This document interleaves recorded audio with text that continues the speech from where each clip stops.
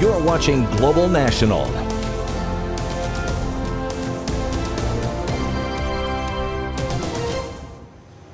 As we learn more about this virus, the response evolves too, and your questions about it keep coming. Jeff Semple has the answers to some more of them tonight. One of the latest COVID-19 cases caught even health experts by surprise.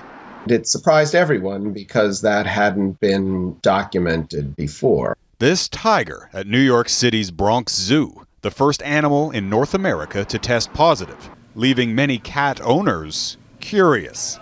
My name's Melody Tortenrud. I'm from Revelstoke, BC, and I'm just wondering about the transmission between animals and pets and humans. Coronaviruses have long lived in animals, often originating in bats. Several strains, including MERS and SARS, have then made the leap to humans. And in a small number of COVID-19 cases, humans have then infected felines and dogs. But there isn't clear evidence that the dogs, for example, can transmit to humans. Strangely, none of the staff members at the zoo has reported any symptoms, leading viewers to ask this. This is Lena in Ottawa. My question is about the transmission of COVID-19 by asymptomatic carriers. Iceland tested nearly 5% of its population, regardless of whether they had symptoms, and nearly half of those who tested positive were asymptomatic. And we've heard about transmission of this infection in people that are going to develop symptoms but haven't yet developed symptoms yet. It's unclear to what extent that's happening in the community. That uncertainty prompted Canada's top doctor to change course, advising people even without symptoms to consider wearing non-medical homemade masks. Hello, my name is Kelly McCallum and I live in Morinville, Alberta.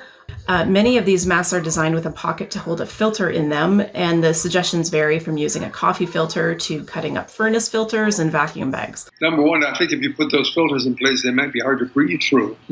On the other hand, if I use my usual scarf, my winter scarf, which is quite easy to breathe through, it probably isn't going to be terribly effective. So a lot depends on the material. Here's how you can make your own face covering in a few easy steps. Canadian and American public health officials now recommend using 100% cotton material, like an old t-shirt, with elastic bands to create face coverings.